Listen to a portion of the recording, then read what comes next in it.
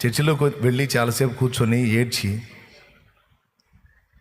అక్కడేదో దైవజనుడు వాక్యం చెబుతున్నాడు, సగం అర్థం అవుతుంది, సగం అర్థం కావట్లేదు, అయినా దాని గురించి కాదు. కానీ మన పరిస్థితి ఏందన్న ఆలోచనలో ఉన్నా.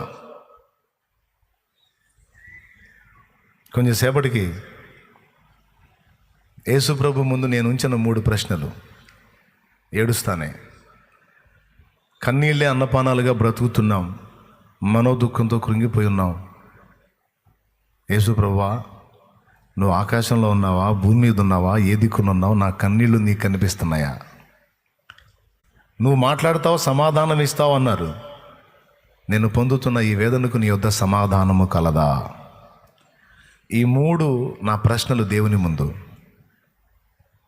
కొంతసేపటికి దేవుని సమాధానం నాకు ఆ గోడ మీద చూపించాడు. రాజుల 2వ గ్రంథము 20వ అధ్యాయం 5వ వచనం.